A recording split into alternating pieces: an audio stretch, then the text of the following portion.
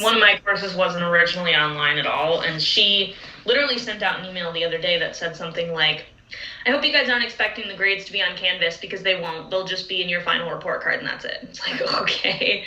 Like, I think she's just as frustrated as us. Right. So like, at some point you have to have a little bit of empathy for them, but at the same time, like, you're allowed to be emotional because, like, it is frustrating. Someone I know, like, so I know you were trying to get a hold of your professor about a prompt for a paper, and she didn't answer you for a while. there was like 3 weeks where she just straight up didn't respond. And I missed the assignment because she didn't respond. And finally she responded later, and I mean, I got to redo the assignment, thank God. But I just feel like professors who are not used to having all of their communication online, suddenly having to transfer that is so difficult. And I think one of the biggest difficulties is probably, especially like considering CSD right now, like the Center for Students with Disabilities, is it's really difficult for professors to provide the accommodations that they're supposed to right now, because they don't have access to like CSD really as much as they usually do. My note takers gone. I don't have any of my notes. Yeah. You know, and in some ways I feel like some of this is better because, okay, great, now we know that teachers who have been saying they can't have their classes online really can't have their classes online. Some of them can't. Some of them definitely could. Right. Like the classes that aren't offered online right now are definitely better than they were in person. I have to say that. Yeah, so it's like some of them who for like kids who say, I need this class to be online, I don't have any other space in my schedule and I need to take it this semester, them being told no is now weird, because like the class has been done online in the past. We now have all the material in order to provide the class online. Right. There's no excuse at this point. So I'm just wondering how next semester is going to go, if it is held in person, because that's still up in the air. Mm-hmm. If the fall semester is held on or in person, I wonder if there are going to be a lot of complaints at CSD in general, or just from the student population, not even just like people who are disabled, saying, I want this class to be online. Why is it not online? And you've got disability advocates all over. I've seen a lot in America, but I'll just use that. I've seen a lot of disability advocates be like, okay, so we've been asking for classes to be online for those of us who are immunocompromised, who can't actually get to campus. And you've told us no. And now all these classes are online when everybody else is freaked out that all these abled people are freaking out that they're going to get sick. When we're like, okay, well, we already quarantine all the time. We already try to push ourselves to do as much work as possible. So, like, it's just, like, there's people that are, like, upset at like, some disability advocates are upset at abled people because it's like, well, we've asked you to put these classes online, and now you feel how we feel. And if we would have done this in the past, and I'm not saying that I agree with that point of view, because I have a lot of the disability advocates that I've seen, I'm sort of half and half on, but the point of view, I guess, like, as a good summary would be like, we would have had these resources to be able to offer you if you would have listened to us the first time. And I just feel like like it's so frustrating, because that one teacher that I mentioned before, who had none of her class online before the pandemic, she had such a hard time. It took her almost a month and a half to get everything online. And at that point, we had already missed so many readings, because we were reading a book a week. We were reading a whole novel every week and making a lesson plan, and then we were giving it in class. I'm an English education major, if you guys weren't aware. And it's just, right now it's just really sad to see that some of these professors are struggling, the students are struggling, everybody's struggling. And I feel like a lot of the time, the disability advocates that I see like on Instagram right now are always raging like, we said we should do this and you guys didn't listen and yada yada. And it's like, we're all struggling right now. Like, it's not just disabled people. That's why, like, originally I considered not doing the interview at all, like saying this was a bad idea, because I don't want people to think that just because I'm disabled or just because I'm compromised, that I'm somehow like extremely worse off in the pandemic. Like, I'm not. I had these resources previously. I had my mask before all this. There are some people out there who don't have masks, who don't have that kind of stuff, and who don't have hand sanitizer just laying around, who don't already implement like washing their dog every week. Because I wash my service dog like once a week because I go to the hospital quite often. I do dog training, so keeping him clean and making sure that he isn't like carrying anything is like a big deal for me.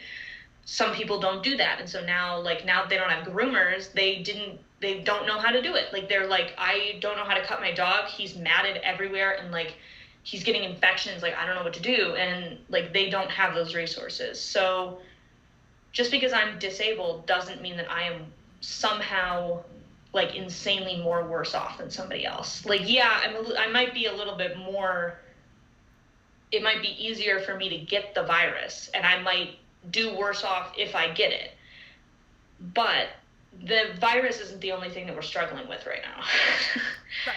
We're also struggling with, food shortages and supply shortages, because that's like, yeah, just because it's related to the virus doesn't mean that it's like the virus. I guess people are struggling with that kind of stuff, and people don't have money. Like, they can't pay for the things that are essential, and food stamps are running short right now. Kids who can't go to school, not being able to eat lunch at home because they didn't have lunch and they were in the free lunch program, like, that sucks. Like, and I like people who are homeless. I hadn't even really considered that until recently. People who don't have homes to live in are on the street right now. We don't know how many of them have died from the virus. We have no idea. So it's just... they're obviously not testing those people. Well, until after.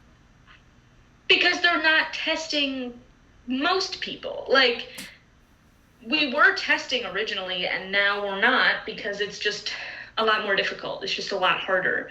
The people who are getting tested are the ones who are like getting invasive surgeries. They get tested before the surgery. That's it.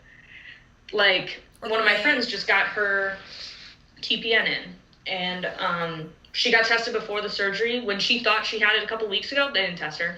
Right. And she didn't have any symptoms before she went into surgery, but they tested her anyway. So, and I'm not saying that's a bad thing. I'm just saying that I wish that testing was more common, I guess. So I just wanted to add to, we were talking about the medical accommodation, or not the medical, the college accommodations, and I got an email from my professor going, hey, I'm working on the final. I just want to let you know I'm giving you time and a half like normal. Let me know if you have any questions. Yeah. So I was like, wow, right as we're talking about it. Yeah. Arlo, quiet. Hold on, jaw pain. I love jaw pain. Arlo. Fatigue. Thank you. Love it. I think you kind of covered this already, but I'm going to say it again just so you have another opportunity if you have anything else to add. What is your opinion on the stay-at-home orders, and what do you want to tell people that are being ignorant? So, when you say people being ignorant, I'm taking that as meaning people who aren't following the order in the way the order is presented. So, or trying to fight the order, yeah. Going out for non-essential trips, things like that. Or having bigger gatherings when they're not supposed to, not following the 6 feet rule, stuff like that. The people who are holding rallies and stuff like that, it's like, okay. Yeah, the people that are it's also including the people that are fighting this. So when when our state said, "Oh, we're gonna extend this," and everybody freaked out. There were so many Facebook groups and so many posts, and like people were just like, "This needs to be over." Like the coronavirus isn't that big of a deal. I've never bought a mask. You shouldn't either. Like, so I guess, like, I think the order is a good idea. I do also, though, my boyfriend is a microbiology major. So I'm sitting over here thinking, well, yeah, it flattens the curve now, but as soon as the orders end, it's going right back up. I don't know what you guys are thinking. We need to wait a little bit longer and start going out more slowly. So we need to release the regulations slowly instead of what we are doing, which is releasing them all at once. Just me, though. I guess that's what I think about the order in general, is I think that it's a good idea, but it could be better. Like, they could be talking to people. Like, yeah, the stay-at-home orders are,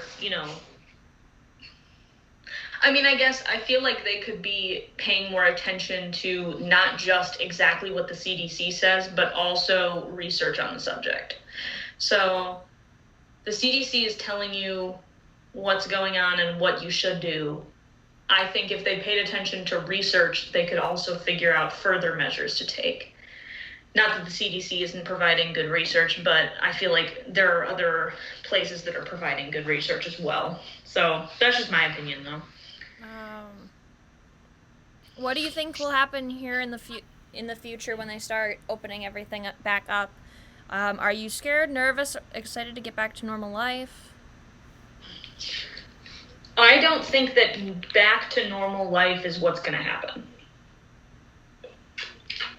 I think that, I mean, like, I'm excited to make money again, I guess. Cha-ching! Cha-ching. I want to train again. I miss being around dogs. Other than your own. I guess I could say that, like, I miss taking Arlo out, because the thing is I've been trying to take him out as, like, little as possible in order to avoid him, like, not necessarily getting the virus or anything, obviously, but carrying bacteria, stuff like that. Because it's harder to wash him here. We don't have, like, a dog bath. We just have a shower. But I don't think that normal is, like, I think that it's going to definitely change. I would say that I'm nervous to go back because I do think that we're doing it too soon. And I also think that we're not doing it in the best way possible. I think opening the gates and just saying go free is, like, not the best idea. And I feel like that's what most states are doing. Yesterday we had my boyfriend's roommate came in, moved all of his stuff out, or moved all of her stuff out of the apartment. She moved out of the apartment because she's moving into another place or something. And I guess, like, she mentioned that there was a state that had already opened, like, a month ago. And that was, like, really, to me, that was, like, really concerning. And she mentioned that, like, their numbers, like, skyrocketed and they need to maybe do another stay-at-home order again because they fucked it up. Like, they screwed up. And I feel like that's what's going to happen here if we do that. So I'm really nervous about that, I guess. And I wish that we had,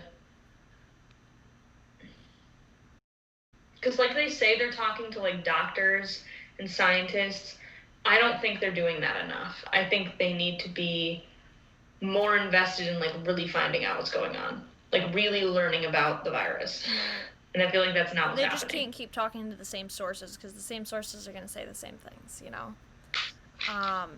Well, yeah. And there's also, like, people that are less fortunate that are, like, they're losing their homes over this. They've lost their jobs. They have no more income. Like, that's the stimulus check. Just like we're thankful, but for some people it just didn't do enough.